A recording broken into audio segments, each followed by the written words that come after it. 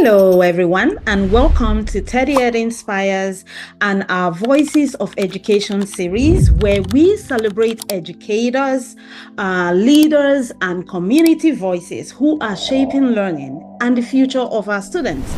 I'm Efe Alasa, and today I am super honored to be joined by Dr. Ebonie Lamb. She's a new teacher coach and implementation expert who partners with K-12 and higher education leaders to help pre-service and new teachers lead their classrooms with clarity, confidence, and consistency. Let me tell you a little bit about her work. Her work includes the 4 R's framework, and that is something I'm super curious to learn about today. She focuses on helping teachers strengthen their practice and find direction and create meaningful classroom impact. Our conversation today is going to be around supporting new teachers, their direction, their confidence, and classroom leadership. At TeddyEd Inspires, we believe that teachers should be recognized. And this is not only about awards, applause, or appreciation posts that you will see on our handles, but also about seeing the real work educators do every day. The planning, the adjusting, the emotional labor, the classroom leadership, and the courage to keep learning, and the support systems that help teachers stay and thrive. Today, we're focusing especially on new and pre-service teachers, because the beginning of a teacher's journey is such a powerful and vulnerable stage. Every strong teacher was once a new teacher who needed direction, support, and someone to believe that they could grow. And let's be honest here, because I was there before. Every teacher remembers that early classroom moments where the real lesson plan says one thing, and then the classroom is saying, let's see what you really know. And Dr. Ebonie, before we get into the deep conversation today, I want our audience to meet the person behind the work. Can you tell us a little bit about yourself, who you are, what you do, and the heart behind your work with new and pre-service teachers? Thank you so much for that warm, delightful introduction. Hello, everybody. My name is Dr. Ebonie.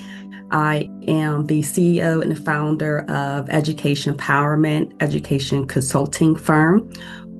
We help new teachers and administrators to decrease behavior referrals, increase student achievement, and also to boost student engagement. We also work with specifically pre-service and new teachers to help them find their footing while they're transitioning between their student teaching and going into their first years in the classroom, to help them with their clarity, confidence, and remaining with consistency in their classroom throughout the school year. That is so beautiful. I'm really glad that, this is something that is very rare. I'm glad to hear the work that you're doing. At TeddyEd Inspires, we often say that behind every strong classroom is not only a teacher, but also the support, the guidance, and the recognition that help the teacher become stronger. Your work speaks directly to that. I love it. I love it. I love it so much. Okay, so let's look at your journey into education. Can you tell us about what you've done so far, how you got in here, what led you to become a new teacher coach? Well, really, my journey into education started when I was 4 years old. I always wanted to be a teacher since I was in Head Start. And the reason behind that is because I had a Black teacher when I was in Head Start, and I always came home and bragged about her, and I wanted to be just like her. And I just started to tell another part of the story is that a couple of years ago, I found out that my Black teacher, her name was Miss Rue, my Head Start teacher. She really was not my teacher by title, My mother just told me a couple of years ago that she was really the teacher's assistant. But to me, she was my teacher because I do not remember any other teacher besides her. My mother told me that the real teacher, or the teacher with the title teacher, was a white woman, and I do not remember anybody else except for Miss Rue. So I wanted to become a teacher since I was 4 years old. I always used to pretend in my house and after school outside that I was a teacher, and I would teach to nobody, or I would teach the neighborhood kids. I eventually, when I graduated high school, I became a teacher, teaching special education math and also ESL, and also became a high school guidance counselor. So that's how my journey started into teaching. Wow. Um, um, so after that, around a little bit after 20 years of teaching, I got my doctor's degree in urban education from the University of Pittsburgh. And towards my later years of teaching, I began to teach in a different way and started to do something new that other teachers were not doing, and that was going against the status quo. And after I got my doctorate, I decided to use what I've done in my classroom, because I've seen the results with my students, to help other teachers, especially new teachers, because of the so-called teacher shortage that we're having. Hmm. Very outstanding. I see that you've worn so many hats and you have had so many experiences that have shaped the way you now support teachers. What did you keep seeing in schools or teacher preparation spaces that made you say, you know what, this is where I need to focus? Mhm. I can remember my starting out as a new teacher.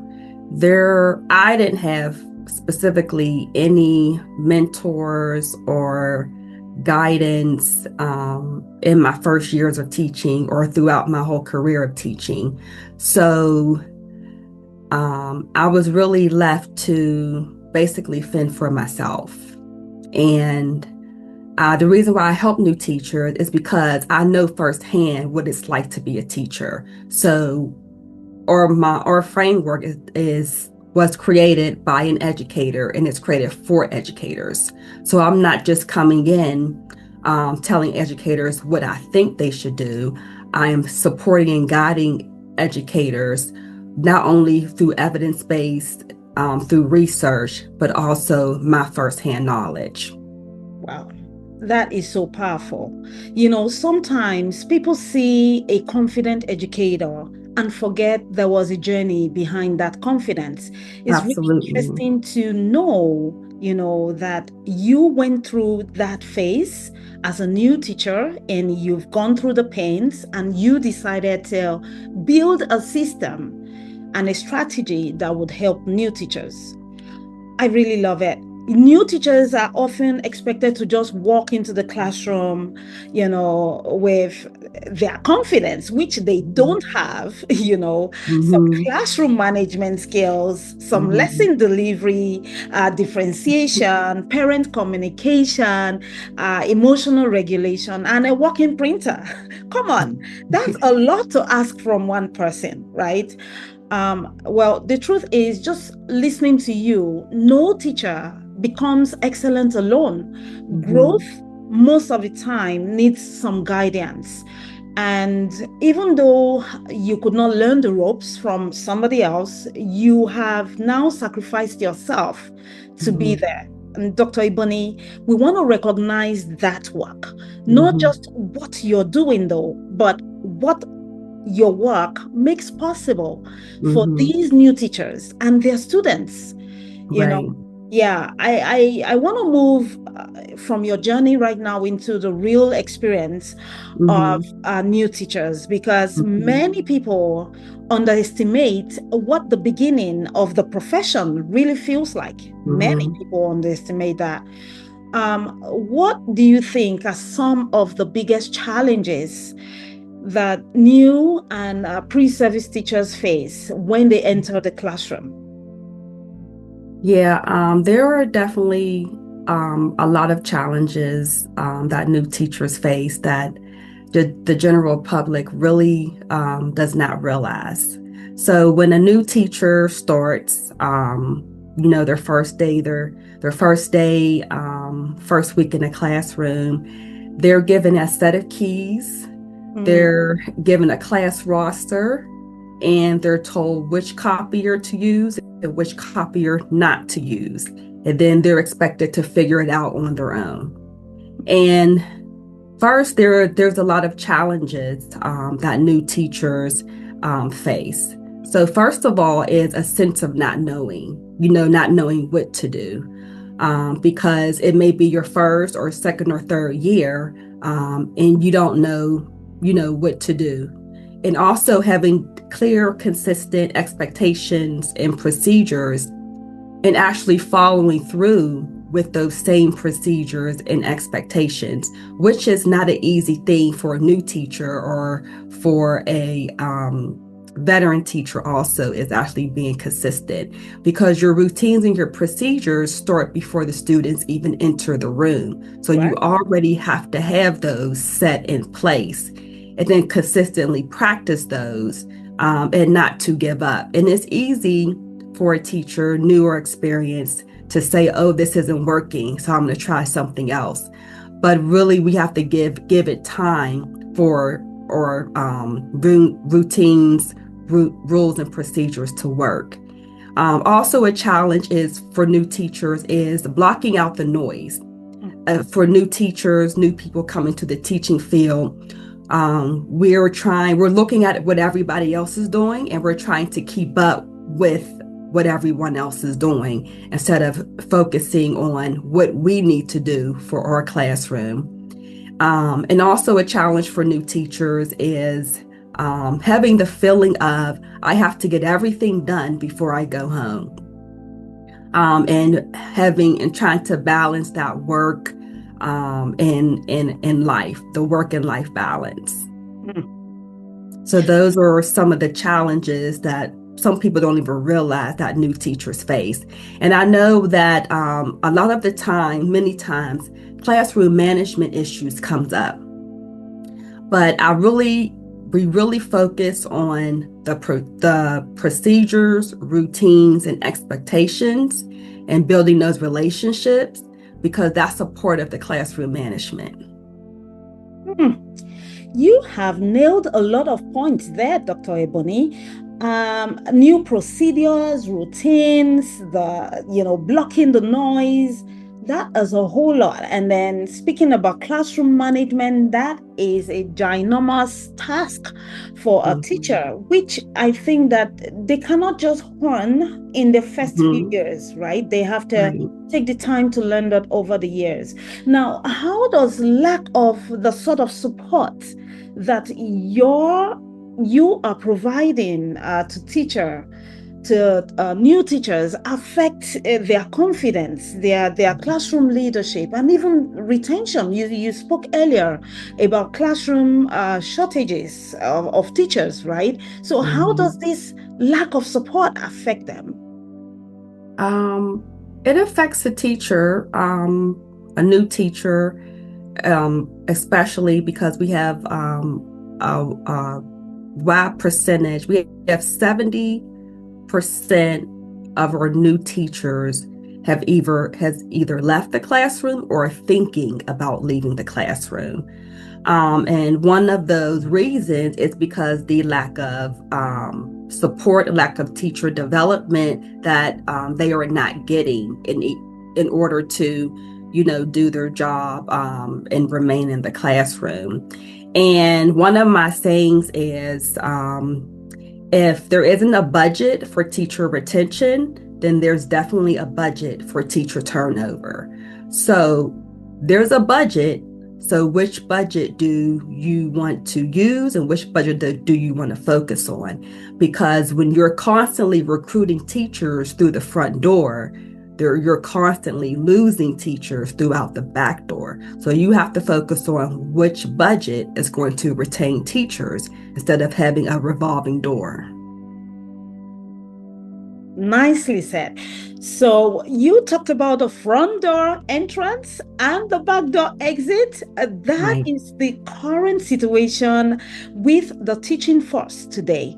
And it is really painful and sad. I think that definitely there should be systems in place that Mhm. help to curb this turnover, right? Right. So, how do you think schools can really respond before a teacher reaches that burnout Hmm. that gives them the permission to exit through the Yeah. back door? Yeah, and it starts during the teacher prep the student teaching part while you're still in your while the teacher is still in their educator prep program. And then there's that gap to when they get into their first year in their classroom and they're not giving that support. So what I mean by not giving support is that they're expected to know what to do because they went to college for 4 years and they got all this theory, but theory doesn't translate into practice, into having your own classroom, having 25 to 30 kids, having to teach 4, 5, or 6 periods a day, having to deal with multiple parents and other teachers and collaborate and lesson plan and then actually teach. So there's things that comes before actual teaching before you actually get to teach. And teachers are making a million decisions in one day, just by not being a teacher, but being, like the caregiver in the classroom, the nurse and the counselor in the classroom, and all these things. So for in order to retain teachers, like I said, there is a budget. There's a budget either on recruitment or retention. So having a budget for retention, how are you supporting your teacher through meaningful, targeted teacher development? So it's not a one size fits all. So new teachers, what do they need most? We know that the data says that it's the classroom management. But before that, what leads to classroom management or disruptions in the classroom? And for new teachers, you have to build relationships before you teach content. Content is important, but if you don't know how to build the relationships and get to know all of your students, then the content goes out the door. You have to be able to reflect on what you're actually doing in the classroom. So as teacher, we like to do all these things and we like to plan all these things, but throughout the weeks and throughout the school year, are we reflecting on what is actually working? What can I do better? And what do I need to work on? Or where are my students at in my classroom? So those specific supports need to be put in place. And sometimes schools or districts may have new teacher orientation, which lasts 1 to 3 days, but then it stops. And then we're expected that teachers automatically know what to do. So that teacher development needs to be through the entire school year. Some teachers are giving mentors that are veteran teachers. But the problem with that, it can become a problem because those veteran teachers have full-time class loads. So that veteran teacher mentor has to teach his or her own classes, plus mentor 1, 2, or 3 new teachers. That's unsustainable, and it doesn't make sense. Then it burns out the veteran mentor teacher. Then the new teacher still isn't getting help. Dr. Ebonie, you have nailed it right there. You have said a lot of things that the leadership, the education leadership, need to start looking at. You talked about teacher development, and I hear you. I hear you loud and clear. Having a dedicated team versus having the veteran teachers go in to add more load to now mentor these new teachers is unsustainable. You talked about having a budget that tackles retention versus a budget for recruitment. And you also sealed it up and put an icing on the cake by talking about the support that teachers actually need. This is where recognition becomes more than saying, hey, thank you for all the work that you do. Whether you're new or you're a veteran, it is additional load of work. Before the teachers come in front of the students, they've had to put on a lot into the teaching, the content, and then they bring the content in front of the students. They also have to wear many hats, including sometimes being the mom, right? So recognition really means noticing what the teachers are carrying, looking at the new teachers who may be trying to feel and look confident while they quietly wonder if they are doing enough. And sometimes, like you talked about them, not having that work-life balance when they feel I'm not doing enough. New teachers are not really failing. They are just forming. They have the right support, like what Dr. Ebonie has put together, like what she's, talking about, like her approach.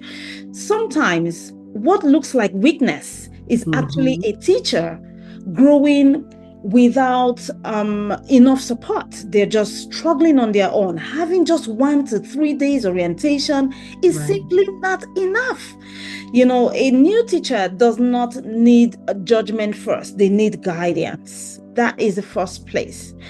And sometimes people say, just manage the classroom, as if classroom management was like a light switch. If it were that easy, then every classroom would come with an on and off button. Well, I just wanted to crack a joke there.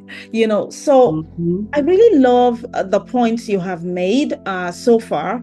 And since we started this conversation, it's really pointing to when teachers know their direction, they have clarity, they have confidence in their teaching, especially in their strategy or their plan, then students can easily find their path. What does that really mean to you? I mean, how does confidence show up in classroom leadership? And why do you think that consistency is so important for new teachers?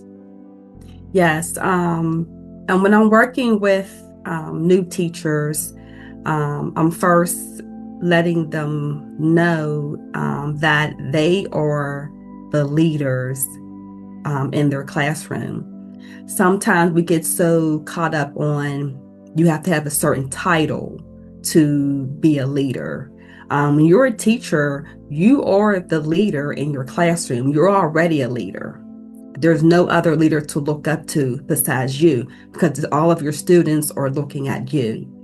When teachers have a clear direction, they know what they need to focus on, what his or her goal is, then students will be able to know what the goal is and they'll be able to find their path. So that's what I mean by that. Teachers have to also realize that it's not a one size, fits all. So they have to have a clear direction as they're coming to the classroom every single day or throughout different periods. They have to have a sense of self. What is my goal? What am I trying to meet here? Students always feel when the teacher doesn't know what he or she is doing or when there's some type of chaos in the classroom, and they feed off of that. And that goes back to the classroom management piece, because when the student sense or feels that something's off and something's not right, then they feed off of that, and it could definitely have a downward spiral for the whole entire classroom.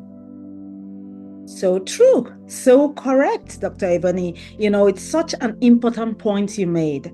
Students feel the difference. Yes. When the teacher is grounded and when the teacher is not. They may not use the words or give you the look, but they feel when there is structure. They feel the calm in a teacher when they see you. They know the consistency every time you come into the class or they come into your room. They see the confidence, they feel it. So we often recognize teachers after students succeed, but we also need to recognize the inner work that teachers do to become steady enough to lead a classroom very well. Uh, Correct. Consistency is not just about perfection, right, Dr. Ebonie? Yeah. It is about students knowing what they can count on, just as you Mhm. highlighted earlier. They sense when there is uncertainty. A Mhm. teacher can say, all right, class, today we are going to, and the students have already read the room.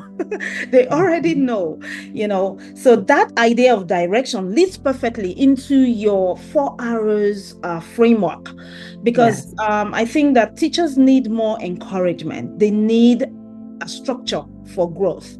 So can Mhm. you walk us very quickly through the 4 hours framework in a very simple way Mhm. for someone hearing it for the first time, and what's the heart behind it, and Yeah. how does it support a teacher's growth? Yes. Our 4 R's framework, the heart behind it is intentionality.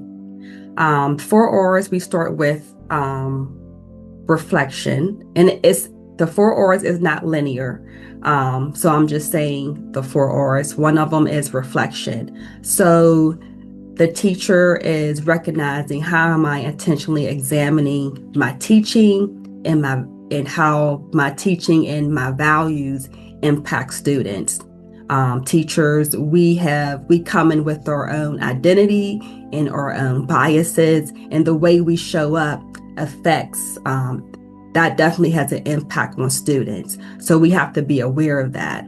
Also, with reflection, is that while after I'm teaching or after my week's lesson, how how am I reflecting on what happened? Do I need to tweak something? Is there something I definitely need to change, or am I saying, oh well, this is definitely working well, so I need to keep up with this because students are responding to this, and really they're showing levels of improvement. If you're not reflecting as a teacher, then you're not growing. And a lot of times teachers and we're always on go mode. I'm just going to do and do, and I'm just going to act. But if you're not reflecting, how do you know if you're growing as a teacher, as an individual, and how do you know if your students are growing? Another R is relationships. And this is really big on how your classroom management and also how student achievement, how it affects student achievement. So how am I intentionally building relationships? How am I intentionally connecting with my students? So first year teachers and even some veteran teachers, they want to go into the classroom and focus on content. And we keep getting this wrong because students do not care about the lesson plan that you spend hours writing. Students are humans, teachers are humans. As humans, we need to connect, we need to have a relationship. The content doesn't matter if you don't know the students and if you don't have a relationship with the students. The third R is relevance. So, how am I intentionally making learning meaningful and relevant to my students? A lot of new teachers and teachers in general leave out the why or are you learning this? They're so focused on, well, this is what we're going to do. But as students, as children, they're always thinking, why am I always doing this? So you have to connect it back to why and why it's relevant in students' lives. The last R is responsiveness. How am I intentionally adapting to meet students' needs? And this is where the student engagement comes in, because when you're doing differentiated instruction, it's not a one size fits all. And I know that a lot of teachers, they like to have control of their classroom, but also there needs to be some student voice. So when you're planning your lesson plan and when you're teaching, the all 25 or 30 students cannot always be working on the same assignment at the same exact time because we all need to be learning something different. Some students in your class already mastered the subject, the content. Some of your students need help, and some of your students are stuck in the middle where they need to have a little bit more guidance. So differentiation instruction works because everybody needs to be at their own level. That is so resounding. You talked about reflection, and the second one was Relationships. relationships, relevance, and responsiveness. I really appreciate that because it shows that teacher support cannot just be inspirational, it has to be intentional. Yes. Intentional. And I think that these 4 R's, reflection, relationships, relevance, and responsiveness, are actually strong structures that we as teachers need to put in place. This is why the work you are doing matters a lot. You're helping teachers not only survive the profession, but also develop the tools, reflection, and direction to lead with confidence. Really, really excited about the framework, Dr. Lamb. It's really giving teachers a language for growth. I see growth Right. beneath, these 4 R's. So right now, what I hear again is that teacher support has to be connecting. It has to connect, and it directly relates to recognition, because one way we recognize teachers is by building systems that help them succeed. This is a really big part of what we do here at TeddyEd, and I'm super excited to hear Dr. Ebonie mentioning, all of these things. Now, what does meaningful teacher recognition look like beyond just the awards, the applause, and public praise? Yes, I like when you mentioned building systems. So beyond teacher recognitions of just giving out awards or the teacher appreciation week that we do every year, it's also the schools and districts building a culture of appreciation. Not just, oh, we just do appreciation week in May and that's it. So you have to actually build a system, a culture of appreciation. And also, I did this myself when I was in the classroom, when I'm working with new teachers. Teacher recognition also comes from your students. So when you're giving exit slips, or I used to give student surveys and/or exit slips, you have to get some feedback from your students, and that lets you know from your students, oh, what is going on in class is actually working. So that's some recognition right there. And a lot of times we don't do that as teachers, and that also let students know that they have a voice in their own learning, because it's not just the teacher's classroom, it's our classroom.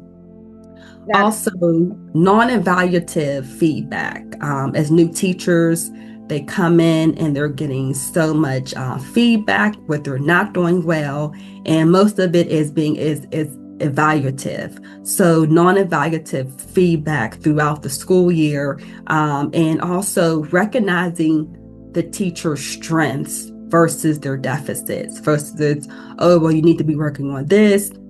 You have to focus on this. What about their strengths? You have to build off of their strengths. Just like we tell our students, all of our students are different. A strengths-based teaching, what do we know about our students' strength? And then you help the students build from there. And also, I would say, what is working? So you can ask, getting feedback from your students or an administrator, or if you have a mentor or a coach, having conversations on what is working. And now that I know that this is working, how do I build to improve it to reach mastery so I can do better for my students and for myself? Wow. I love that. You just talked about culture, the culture of recognition. We don't really need to wait for Teachers' Day or like a specific moment, but keep it Mhm. as something we do every day. What is one last word, Dr. Ebonie, in closing, that you would say to a new teacher out there that is overwhelmed and Yeah. don't feel valued, seen, or recognized? Yes, I do want to say to new teachers that you're not alone. A lot of new teachers, including myself, were like, what do I do? We think we're the only ones who are feeling that way, and everybody else has it together. And believe me, the new teachers and even the veteran teachers do not have it all together. Every year, even when I got up to my 20 years, it felt like I was a new teacher because I have different students. So it's like I'm doing it all over again the same year. Um, you have to find a way to get the support that you need. If it's not from, it could be inside of your family, or to seek out an individual in your school or district who you could get that support from and who you could talk to and build a connection with. Wow. Also, every month, we host the teacher hour session specifically for pre-service teachers and new teachers, just to have a culturally affirming space and to have honest and practical conversations, and just to show up as your regular self. Wow. Behind every confident teacher is often someone who coached, guided, encouraged, and believed in their growth. Dr. Ebonie Lamb would like to thank you so much today for such a beautiful conversation. I'm F, and until next time, keep showing love to teachers, students, and schools. I'll see you in my next video. Thank you.